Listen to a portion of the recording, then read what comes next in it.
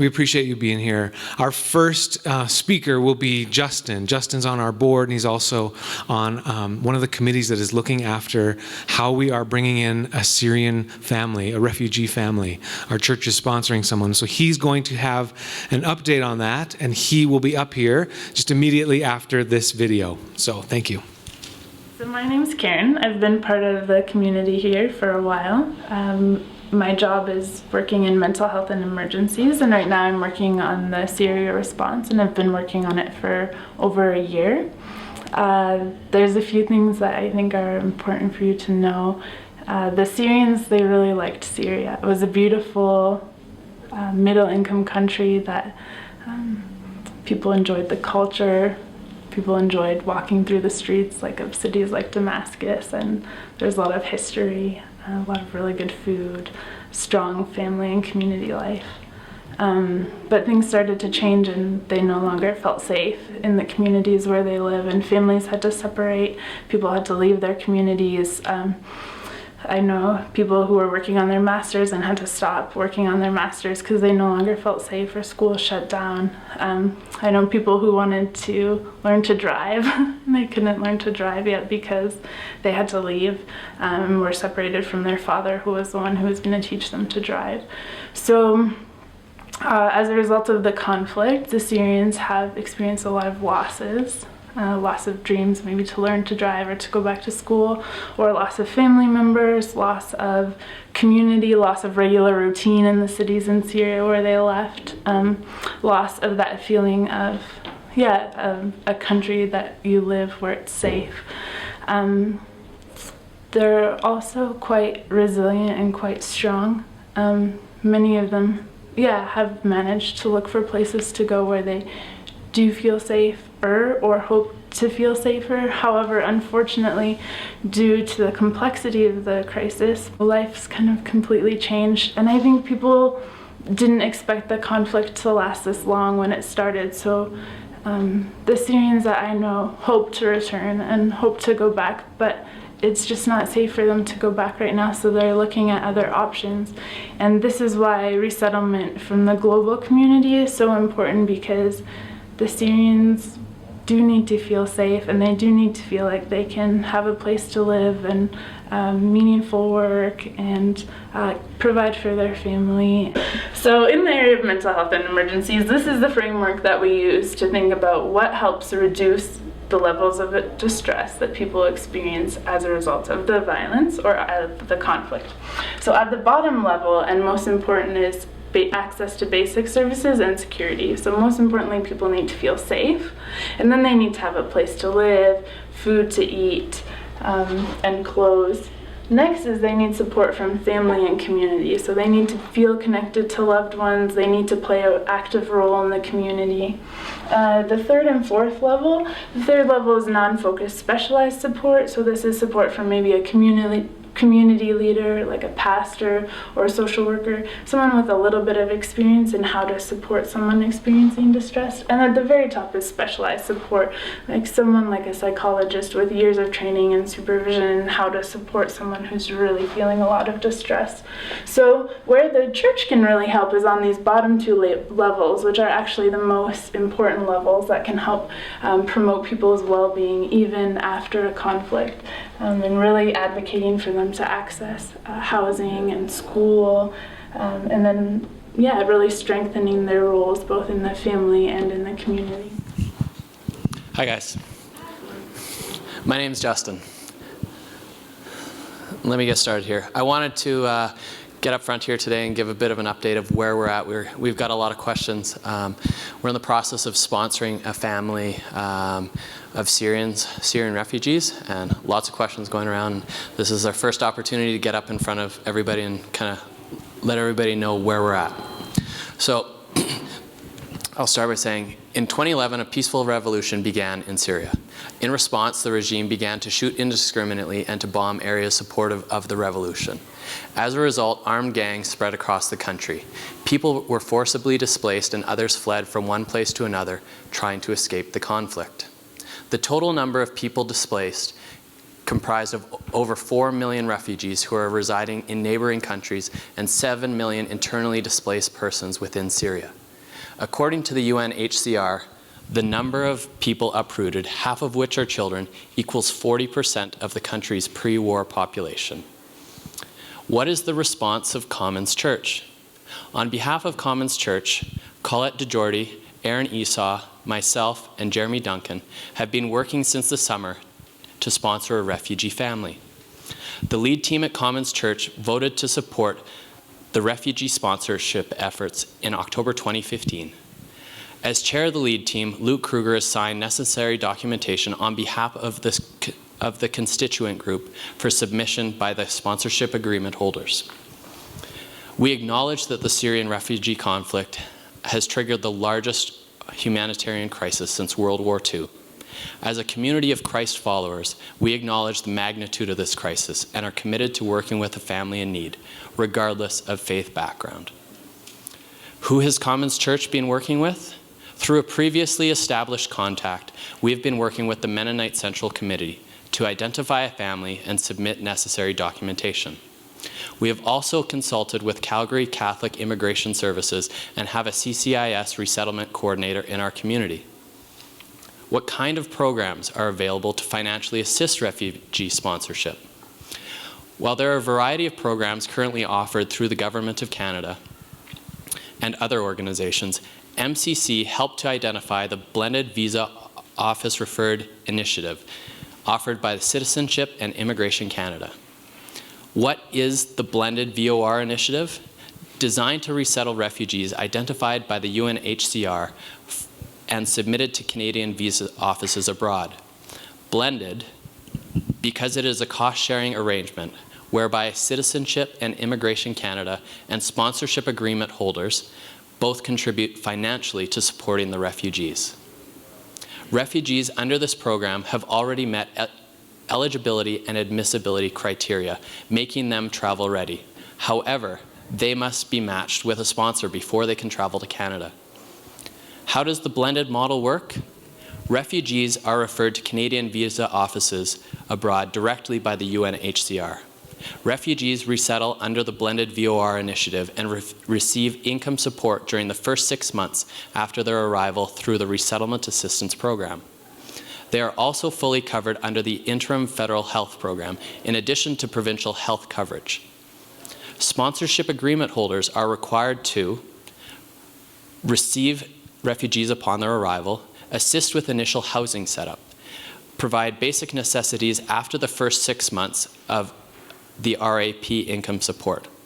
Settlement assistance, they're required to provide settlement assistance, including arranging for language classes, enrollment in school, finding healthcare providers, job search, etc.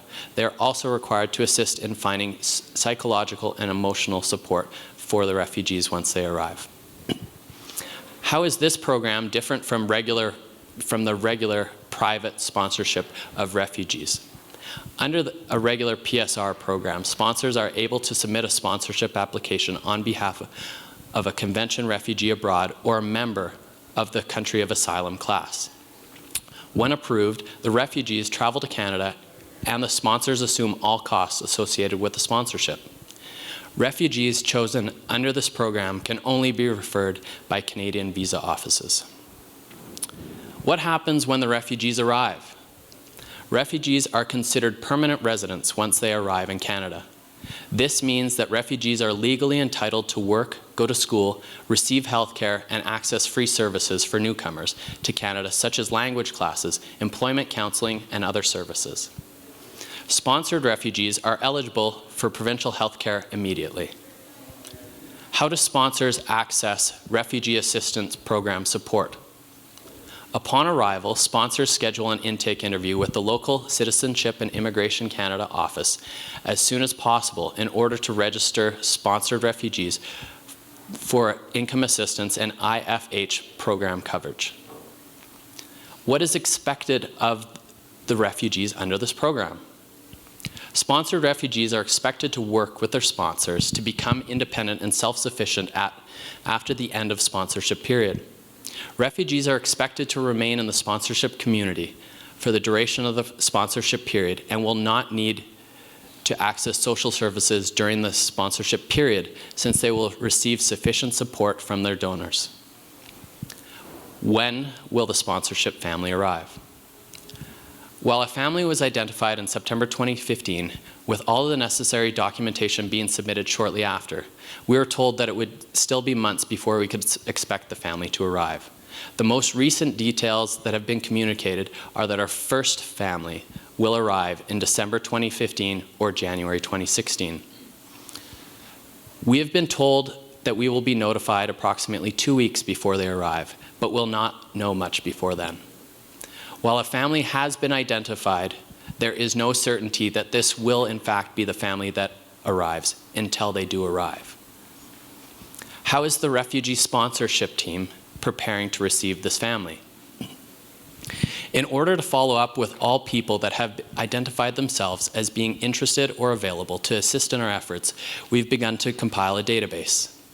Using literature made available by the Refugee Sponsorship Training Program created by the Citizenship and Immigration Canada, we have identified over a dozen areas in which assistance will be needed once the refugee family arrives. Which of the areas have been identified? Agencies to assist, counseling, establishing communication with local communities, recreation, housing and stocking, shopping, finances, including goal setting and budgeting, interpreters, settlement services, transportation, clothing, language training, employment, childcare, healthcare, education and job training. What do we know about our first family? Families are identified by the UNHCR based on their vulnerability. In the case of our first family, the original sponsor backed out on them. More time was then lost when MCC tried to transfer them to a more rural area. There is a limited time for cases on the list, and they would have been thrown back into a larger pool of people and potentially waited months, if not years, to get back on a similar list. It is a difficult family situation, and being in Calgary is going to be a struggle for them, and we could not abandon them given our financial and people resources. Normally, the faith of the refugee is not disclosed to avoid prejudice. In this case, the file showed that the family is Sunni Muslims. Where will the family live? An important part of resettlement is to allow the refugees to participate in as many decisions as possible. The search for permanent housing will only begin once our refugee family has arrived and can participate in the decision-making process of where they will be living on a more permanent basis. Upon arrival, it is recommended that we provide a temporary housing option. While we have arranged temporary options, we have been told that the family that has been identified has a friend in Calgary who may be open to hosting them on a temporary basis. How much will it cost?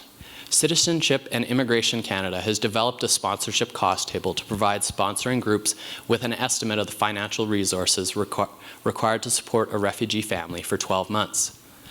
These figures are estimates and represent a guideline for the minimum amount of funds required. Adjusting for the cost of living in Calgary, we anticipate the cost to support a refugee family for 12 months to be in excess of $35,000. This figure includes startup fees and the first month's rent. Financial resources that the refugee brings with them to Canada can reduce the amount of financial support that a sponsoring group must provide. Now, how can I help? How can you guys help? More information as we get it will be communicated in the coming weeks, as we anticipate the arrival of our first family, as well as additional information once they arrive.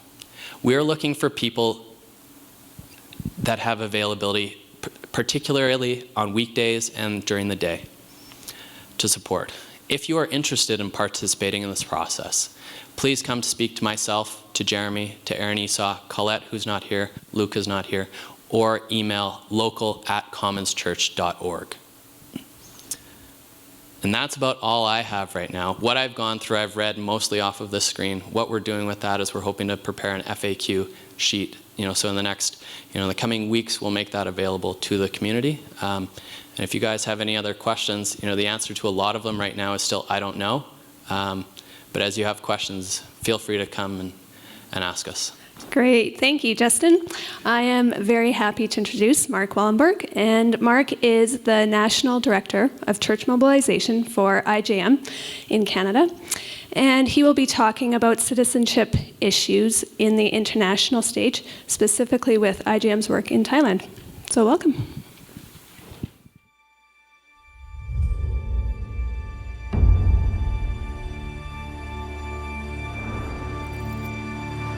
This is the target establishment. First suspect, view for our victims. And remember, if there's a hazard or dangerous situation, move yourself to a position of cover. Keep running, you over to the police.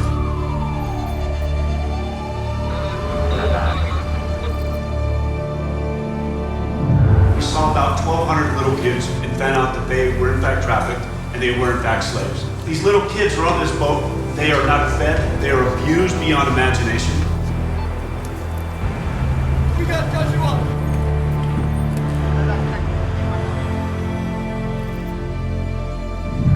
This is the girl. Whenever something like this comes, I imagine in my mind that girl is found.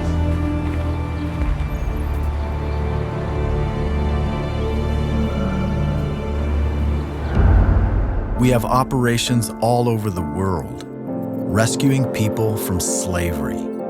Because today there are criminals who abuse children, sell girls. How old is she? 12. 12? How much? 30? Yeah, I'm afraid. And force families into slavery. Criminals prey on the easiest target, the world's poor, because they expect no one to defend them. Pareho po tayong mga tao. Hindi po tayo bagay or hayop na pwedeng gamitin lang sa pansarili.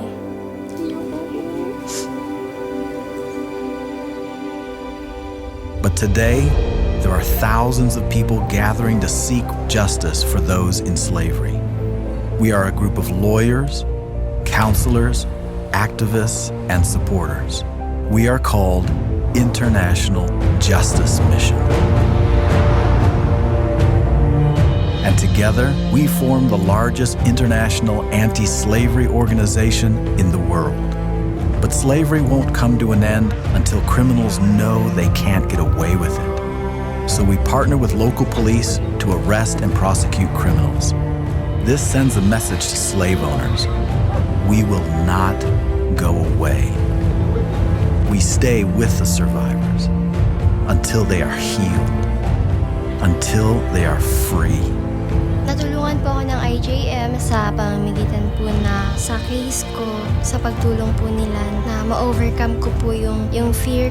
Each year, we rescue thousands of slaves and protect millions around the world. We are transforming how justice systems protect their citizens.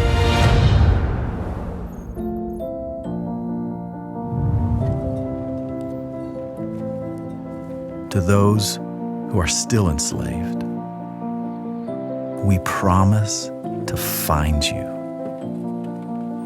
We will get you home to your families so you can have the freedom you deserve.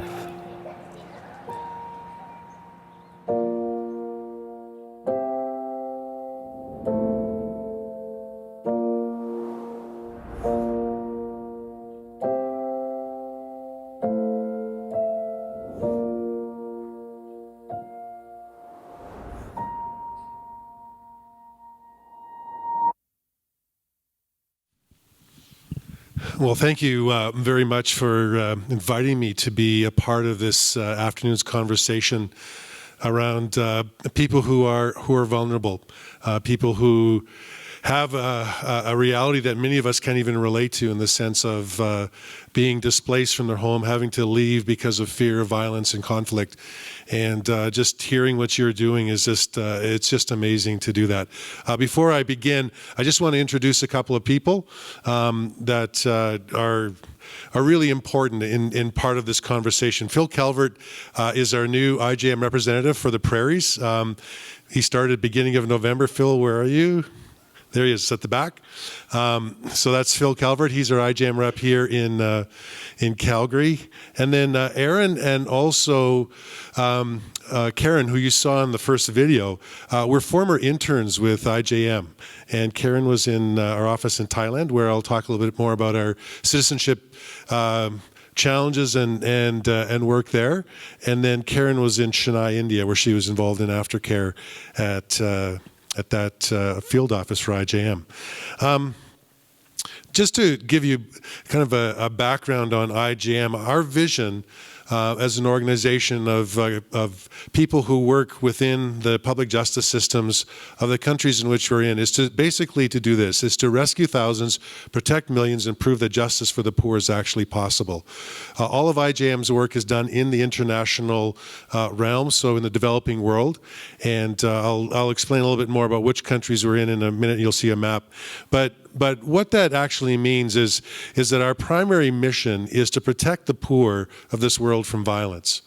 The reality is that poverty is not only the lack of basic necessities of life, but the poor are actually deliberately targeted to be exploited, and often are the victims of a variety of different kind of everyday violence that affects their life. And so what IJM does in our field offices is basically every day my colleagues have 4 objectives, and that is, first of all, to rescue those who are in places where they're unsafe, places where they are experiencing violence.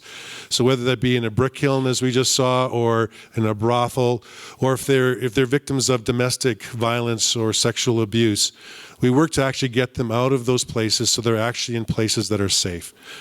We have undercover investigators who will go into these places to identify those who are being exploited and then bring them with the assistance of local authorities to a place of safety. The second thing that we do is we have a team of lawyers in each one of our field offices who then work to see that those who perpetrate these crimes and take advantage of the fact that the poor have very few options and often have no voice or power, that we work to actually see that these people are held accountable to the rule of law. So we work with local prosecutors to build cases to actually present that in court so that those who deliberately exploit the poor and the vulnerable are actually held accountable to the rule of law that exists in the country. The third thing is by providing aftercare, we want to see people restored to a place of wholeness, a place of strength, a place of dignity. When you're treated often as a commodity simply to make money for your owner, it is a very degrading situation to be in. You lose all sense of being of any value, of anything that would cause you to feel that your life actually matters other than what you can produce in terms of income for your owner. So to restore someone to a place of strength and of dignity is the work of our incredible aftercare team. And then finally, we work within the public justice systems of these countries to actually strengthen them. So we will take judges, say for example, we took 3 judges from Canada to Bolivia to our office there, to actually help train Bolivian judges in terms of how we conduct cases in Canada involving the sexual abuse of children. And these kinds of training events are vitally important in building capacity and building support, and to show that IJM is really trying to come alongside those who work in the public justice system and assist them in their work. So we do police training, we train social workers in the community as well. The kind of casework types that IJM is involved in, each one of our field offices has one specific field or one specific casework type that they're involved in. Rather than seeing all of the problems and all of the injustice in the world, we actually begin to focus on one particular issue and then build capacity by addressing that part that's broken in the justice system to actually strengthen it, and then in that way hopefully affect greater change in the larger system. So issues of slavery in India, those are the primary offices that deal with bonded labor slavery, sex trafficking in Cambodia, in 2 offices in India, Dominican Republic, and in the Philippines. Then we also have casework involving sexual violence, which is primarily sexual abuse of children. And in Guatemala and Bolivia, those are the casework types that we take care of in that office. Illegal detention. In Kenya, our office there deals with the rampant abuse of police power, where people literally are taken off the street, told that they have committed a crime without any kind of evidence or due process. They're then told that they have to pay a fine to be released. If they don't have money to pay the fine, they're just simply thrown in prison without any recourse, without any evidence being presented or any hope of a trial, until a fine is paid. And this creates obviously problems for families where the male, especially if he was the main breadwinner, would simply not be able to provide for his family. So oftentimes when people are detained for years at a time, the wife will find another husband and simply will marry somebody else. So it creates incredible disturbance in families. And finally, citizenship rights, which we address in our field office in Thailand, and I'll speak to that in a moment. But as I was thinking about our conversation today, I wanted to just give a little bit more of a biblical foundation of why this work is so important. Why the extension of your kindness and your care for this refugee family from Syria is really a part of what Jesus calls us to do. Oftentimes people will ask me, Mark, how did you get involved in justice work? When did this become important to you? And is there like a course that I should take, or do you recommend a book? And my answer to people right off the bat is simply this, is if you really care about these issues of justice, then my first recommendation to you would in some way bring yourself closer to the poor than you currently are. If you want to engage in justice, connect yourself to the poor. Oh, sorry, I missed this slide. This is just basically where our field offices are operational. So just take a look at that. But really, the question that we need to address is how do we remember the poor in their day-to-day lives? If we're close to the poor, we will understand justice, because the poor are the ones who experience exploitation. They're the ones who are going to be most vulnerable to this. There's a scripture I just want to share from Matthew chapter 25 that Jesus pretty clearly identifies the priority that we are to have with regard to the poor. He says this in Matthew 25, beginning at verse 31. He says, when the Son of Man comes in his glory and all the angels with him, he will sit on his throne in heaven in glory. All the nations will be gathered before him, and he will separate people one from another as a shepherd separates the sheep from the goats. He will put the sheep on his right and the goats on his left. Then the king will say to those, come you who are blessed by my Father, take your inheritance, the kingdom prepared for you since the creation of the world. For I was hungry, and you gave me something to eat. I was thirsty, and you gave me something to drink. I was a stranger, and you invited me in. I needed clothes, and you clothed me. I was sick, and you looked after me. I was in prison, and you came to visit me. Then the righteous will answer him, Lord, when did we see you hungry and feed you, or thirsty and give you something to drink? When did we see you a stranger and invite you in, or needing clothes and clothe you? When did we see you sick or in prison and go to visit you? Then the king will reply, I tell you the truth, whatever you did for one of the least of these brothers of mine, you did for me. Then he will say to those on the left, depart from me, you who were cursed, into the eternal fire prepared for the devil and his angels. For I was hungry, and you gave me nothing to eat. I was thirsty, and you gave me nothing to drink.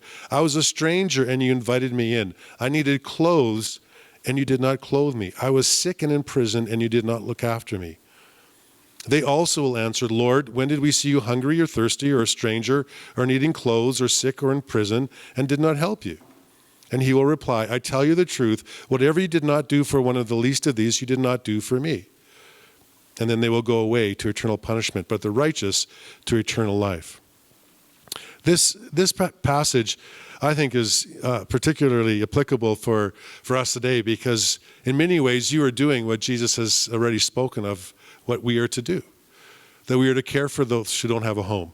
That we are to provide for those who don't have food to eat. And certainly refugees in the world today are those people who live at that risk. When you see the pictures of people risking their lives and their families' lives to cross bodies of water to simply get to a land in which they have a hope maybe of having freedom from the conflict they're in, we understand the desperateness that is described even in these verses. But Jesus here is actually talking about another concern that he had. If you go back even at the beginning of chapter 25, Jesus is actually concerned about the fact that when he leaves this earth, his disciples could forget all of the things that he had taught them. The beginning of chapter 25 talks about a bridegroom who goes away and is gone for a long time. And so those who are waiting for the bridegroom kind of get drowsy and fall asleep. There's something that Jesus was concerned about as he was preparing to leave, that he wanted his disciples to understand. And so as he was thinking about this, obviously he said, well, how am I going to help my followers to actually find me in the midst of all that's going to be happening in their lives once I leave this earth? He was concerned that they would forget him. And it wasn't just that their memory, was going to fade. I can identify with that. I'm getting a little older, and my wife and I have to share a brain sometimes to remember, events and dates and things that we've shared. But this wasn't just the fact that they were going to be forgetful and not remember all that Jesus had said. The reality is that they were going to lose the very heart of what Jesus was trying to establish by bringing his kingdom and announcing his kingdom here on earth. And it's what's important to notice in these verses is Jesus is not just saying, care for the poor because I care for the poor. It's not just, spend some time remembering those who are in need because I think it's important that you do that. He's actually making a far more scandalous declaration here, saying that he himself has taken on the disguise of the destitute, of the broken in this world, in order that he actually would be with us. That it's Jesus who we meet in those who are homeless, those who are hungry, those who are in prison. Now, that presents some interesting questions for discussion. How many of us actually measure the time that we spend in connection and communion with Jesus by the amount of time that we spend amongst the hungry and the poor and the broken and the destitute in our community? I think we oftentimes measure our connection to Jesus by, our quiet time, the Bible study that we do, the prayer that we are engaged in, the amount of connection to the church and how many services do we attend.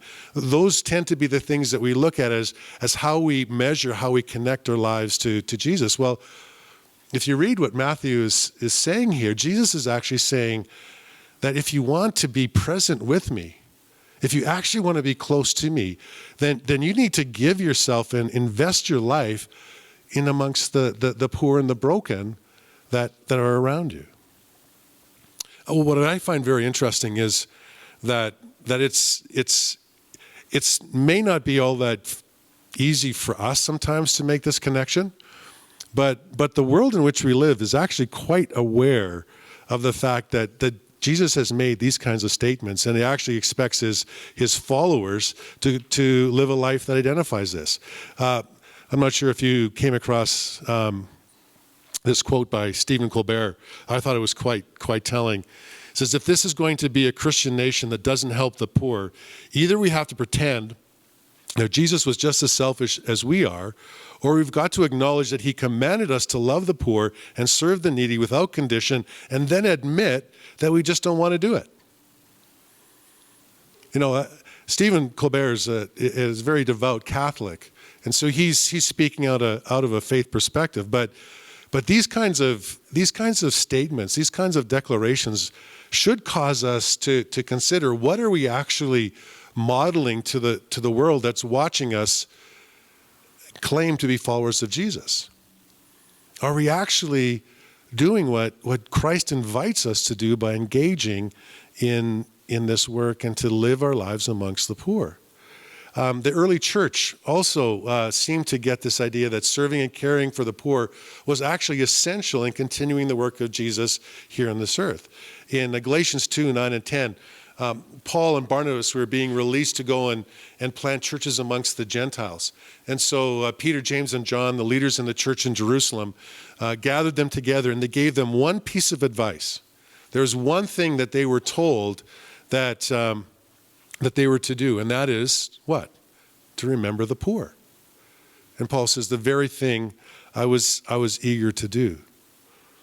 I don't know all the advice that Jeremy was given when he planted this church, but that one piece of advice was all that Paul and Barnabas were given. Remember the poor. This verse actually was very significant in my own journey towards pursuit of justice and living a life amongst the poor, amongst the broken, amongst the marginalized in our own community. I'd already pastored established churches and had actually planted a couple of churches in Edmonton. When I went to a seminar on church planting, and actually the presenter spoke on this very verse and challenged those of us who were church planters to actually ask the question, do you remember the poor in the endeavors that you're doing?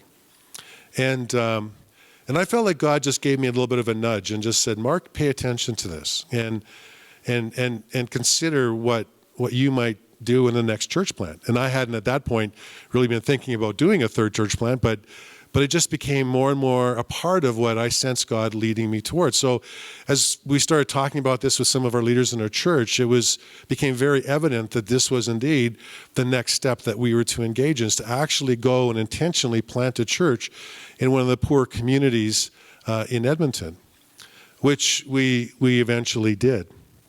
And I got to be honest with you, it was on one hand both a tremendously exciting time, but also very terrifying at the same time as well. I was absolutely scared because this was completely outside of my realm of expertise or personal experience, and so I really did not know all what to expect, but continued to pursue it because this was part of what I felt God calling me to. And so we did. And so we entered into this community, and we knew that we wanted to be a place that was inviting and open to all people. So our Sunday gatherings we had in a bingo hall, and you'd still smell the smoke from Saturday night lingering in the air on Sunday morning when you came to set up for worship services, which was kind of interesting for some of our folks. But we were intentional about meeting our neighbors, and so we did a lot of barbecues, and we were at lots of acts of service. We met people in their homes. We talked to people in the shopping places, and we went into some of the schools just to see how we could help serve. And eventually, people started to kind of feel safe enough to actually start coming around and hanging out with us. And we learned lots. We learned so much from our time just walking with people in their lives. We learned that the poor are actually quite generous.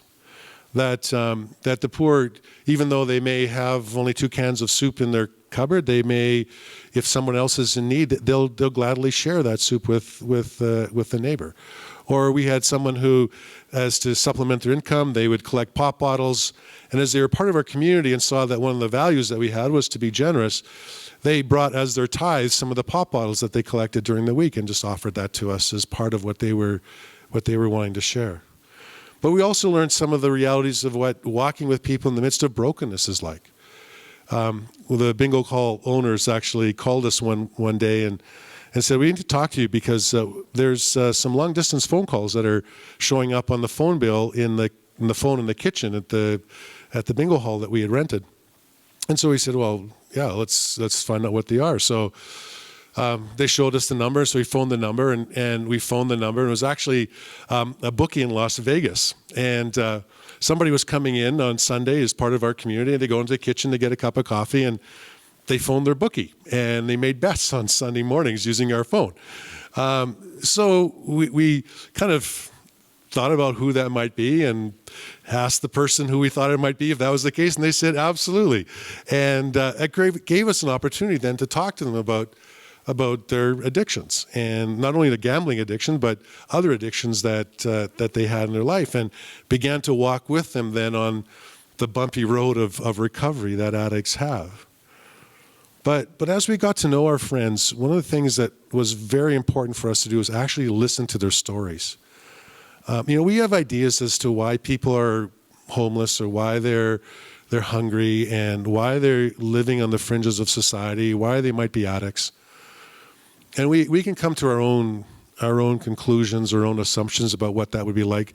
But the reality is, unless we actually sit and listen to their stories and hear them tell what actually happened, We really don't know. Hearing people who grew up in homes where family violence was a regular part of their life helps you understand why sometimes people have a difficult time relating to people, why they don't feel always very safe and secure. People who've been cycled through foster care home after foster care home, there's something about their lives that many of us wouldn't be able to really identify with in terms of why they don't seem to be very stable, why there are very few things in their lives that you can look at as being grounded and have longevity, and they follow through on things. Well, their lives change dramatically every 2 years. So as you engage with this refugee family, I would encourage those of you who are going to be part of this to listen to their story, to hear what took place as they fled from Syria. Those will be very important conversations for you to have. I remember one of the conversations that came up, actually wasn't with me, but with some of the mums in our group who had started a Bible study, and they'd invited some of the women who had started coming from the community. And this one lady, single mom, 2 kids, living on social assistance, started coming to their Bible study. And one time she showed up, she says, "Hey, I got to ask you guys a question. I need some advice." And she said, "Here's the situation. My landlord just talked to me a couple of days ago and said that he was going to reduce my rent $100 a month if I sleep with him. What do you think I should do?" And our ladies were very discerning and said, "You shouldn't do that.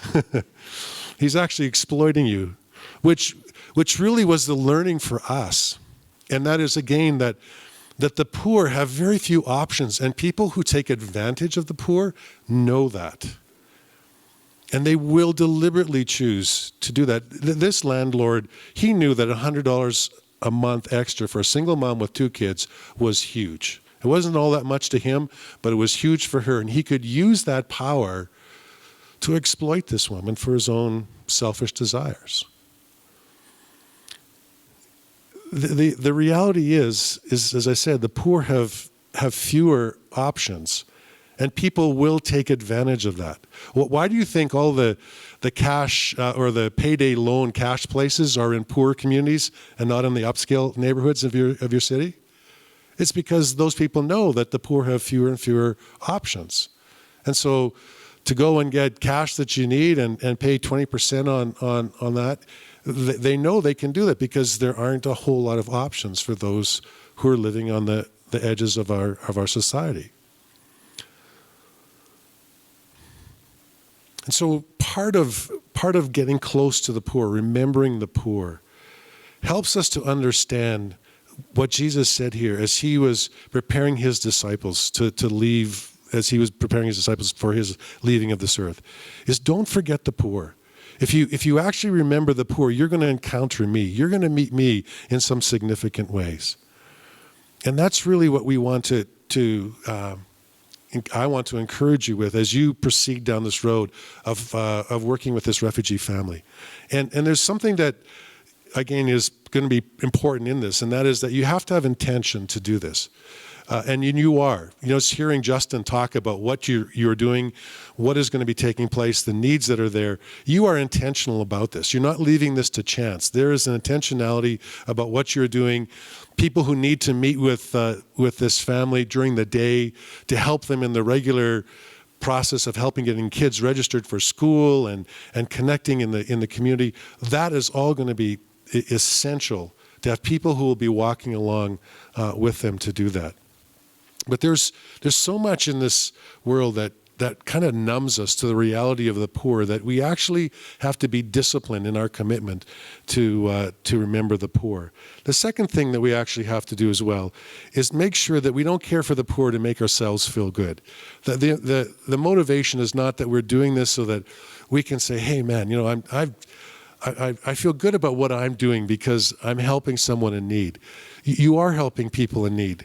But the purpose is not so that you feel good. It's actually so that you'll have the opportunity to meet Jesus, to see Jesus working in you and in those that you are going to be a part of.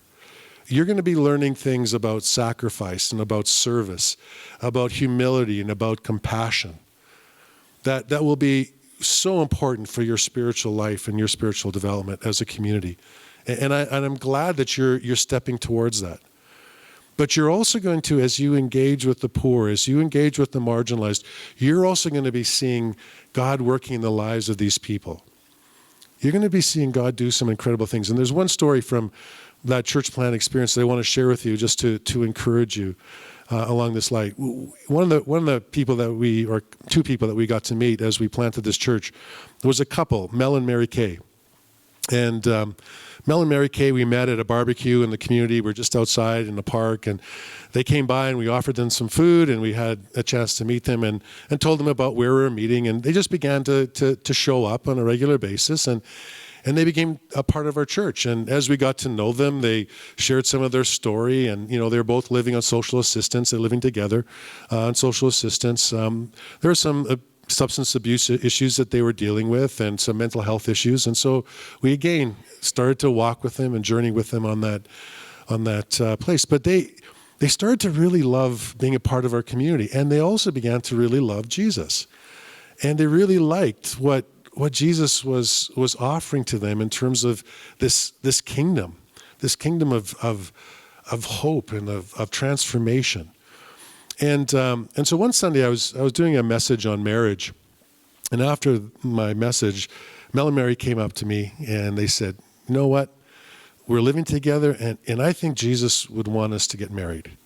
And I said, "Well, that's great. That's wonderful." So he said, well, let's start planning. We do some premarital counseling and kind of walk with you through this process. And so we met, and I remember one of the questions that we asked was, so what do you like about each other? What is it that you find attractive that would cause you to want to get married? And Mel, and obviously Mel had some bad relationships in the past. He said, "Well, Mary Kay doesn't steal my stuff, so that's a good thing." So the fact that she didn't steal his stuff, that was for Mel significant.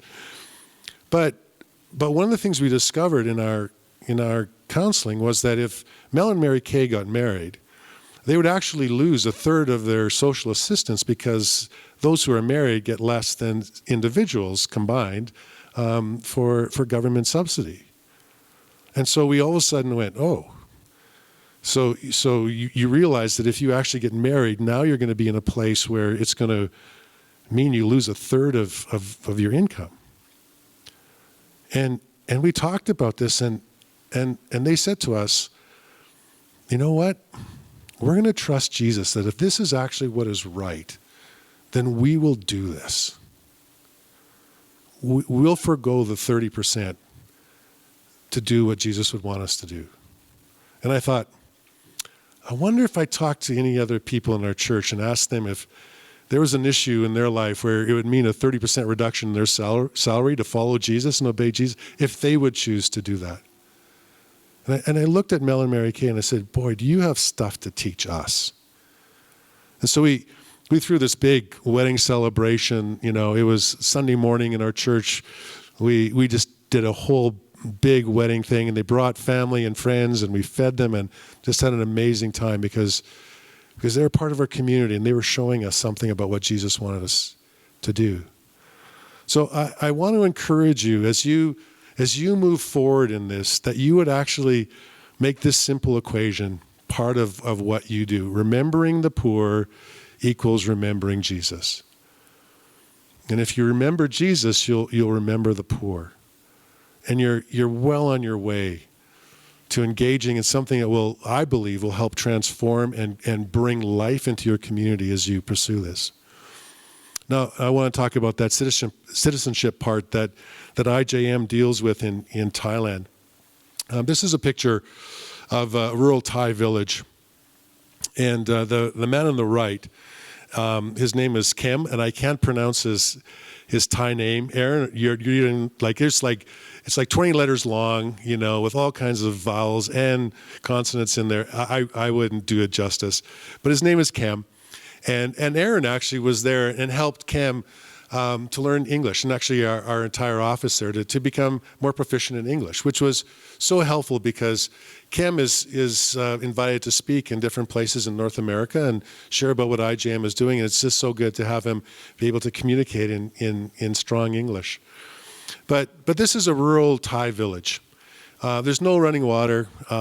It's out in the mountainous regions of northern Thailand. Our office is in Chiang Mai. And the issue that we deal with in our office, their primary issue, is getting citizenship for the Hill tribe people in northern Thailand. And I want to tell you the story about one man. His name is Atu. This is him here. He's holding up his new citizenship card. He received this in November of last year. Atu is one of the 2 million indigenous Hill tribe people in northern Thailand who have no citizenship. There is no country that claims these Hill tribe people. They were nomadic Hill tribe people who moved between those countries, now Myanmar and Thailand. Those people were indigenous people who just lived in that area for generations. And there are estimated 12 million stateless people in the world today, and so about one-fifth of them are in northern Thailand. But here's the reality of people who are born without citizenship in Thailand. There's significant consequences for Atu. First of all, he cannot access government health care. So when you're bringing somebody over, one of the things that was primary was that they have access to our Canadian healthcare system. So important. Well, if you're not a Thai citizen in Thailand, you have no access to government health care. So obviously that means you can't have births in hospitals, which is the reality. Atu was born in a rural village with no hospitals. If you're not born in a hospital, you're also not given a birth certificate. So there's no documentation of your birth. Also, as someone who doesn't have citizenship, he's prohibited from owning land. So his life is basically subsistence farming. And if he can ever get any kind of part-time labor jobs to earn a little bit extra money, he has to do that sort of illegally because he's not actually allowed to work in a job that would be identified in the community. None of Atu's 4 children are allowed to attend school. They don't have access to public school. Nor can he actually travel outside of the restricted area of his local district. Basically, the Hill tribe people are confined to certain areas. If they travel outside of that, if they're caught without documentation, they can be, just for the fact they don't have documentation, be thrown in jail and be charged.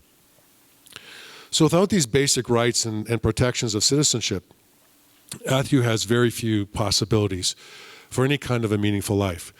For women and young girls, it actually becomes even a little bit more dangerous because sexual assault and sexual abuse for young girls is quite rampant. And if you don't have citizenship, you're also not likely to be taken seriously when it comes to making a complaint with the police.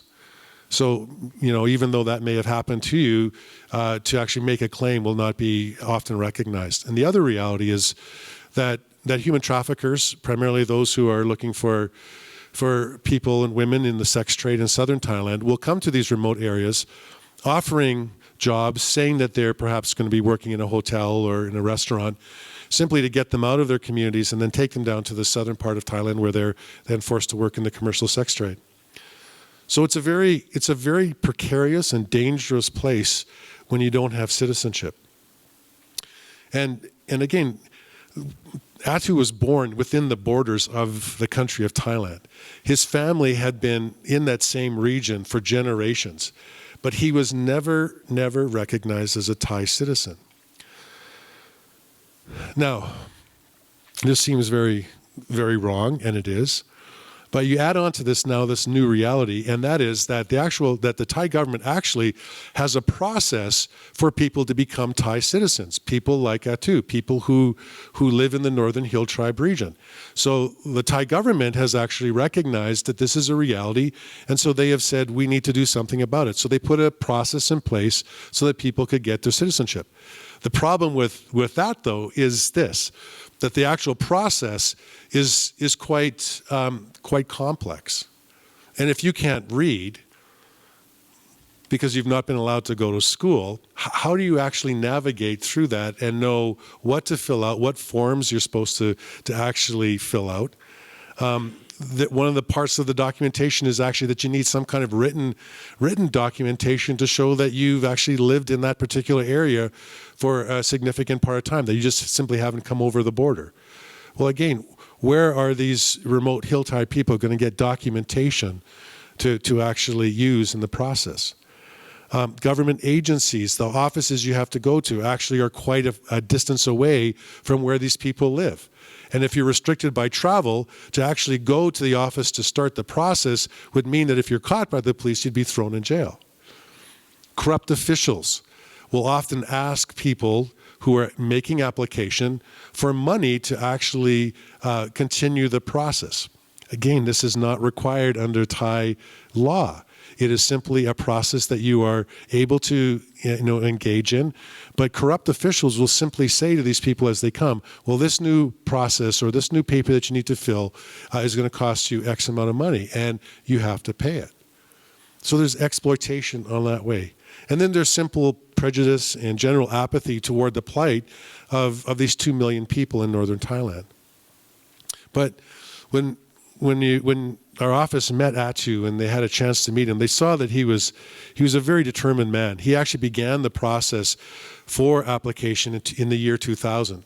And when we actually met him in 2009, because we were doing a presentation at his village where we were talking about some of the other villages that we had gone to where people had been able to get documentation for citizenship, he was at the lowest point of his life. He was actually quite discouraged by the fact that nothing had been able to take place up until that time for him. In fact, he told our office that on one occasion he had borrowed money from his neighbors to actually go to the district office so that he could actually see how his application was progressing.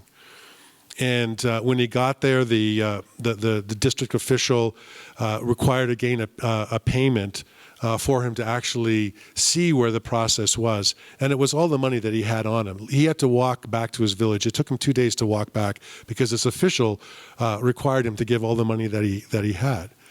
And he wasn't any further ahead after having had that visit than he actually was before he went. But when IJM met with him in 2009, when we understood his case and that he had begun this process, we took that on and we were able to actually work with Atu so that he was able to get documentation. This is a picture of him with our IJM team celebrating the fact that he actually received, after 14 years, this piece of paper that actually said that he mattered, that he was identified as a citizen of Thailand, and that he was now able to access all the rights and privileges of any other Thai citizen in that country. We actually brought a little food along and had a bit of a celebration meal with him and his family. But this is the reality that we deal with in our office in northern Thailand, in Chiang Mai. Now, just to kind of give you an update, so every year each one of our field offices have goals in terms of the casework that they're doing, in terms of number of rescues or victims that are relieved from the violence that they experience or coming to a place of justice. So this year in our office in Thailand, you can see that they had a goal of 850 new Thai citizens from these indigenous hill tribe peoples. And they broke it down by quarters and, they kind of measured that. But just so that you might be encouraged, because I know that Commons is supporting our office in Thailand, and you're financially supporting the work that we do, that as of September of this year, already we've been able to get 1,027 hill tribe people Thai citizenship. And that is a part of what you have been able to assist us in doing. So I just want to say thank you for what you're doing, not just here locally and what you're pursuing now in assisting this Syrian refugee family to come here, but thank you for also seeing the reality of those who literally have no status, have no country that owns them, who have no right to the rights of citizenship that we just take for granted. And you are actually helping people to be restored to a place of dignity and of strength. And Atu is just a great evangelist in his area, telling other people, don't give up. This can happen to you. You can also become a citizen and then receive the benefits that come with that. So again, just thank you for what you are doing, and I encourage you to continue to remember the poor and to walk with these people that you are going to be inviting into our country. And I know that in that you will encounter and you will meet Jesus in some very profound ways, because he is there. He is amongst the poor. And that's good for us to remember.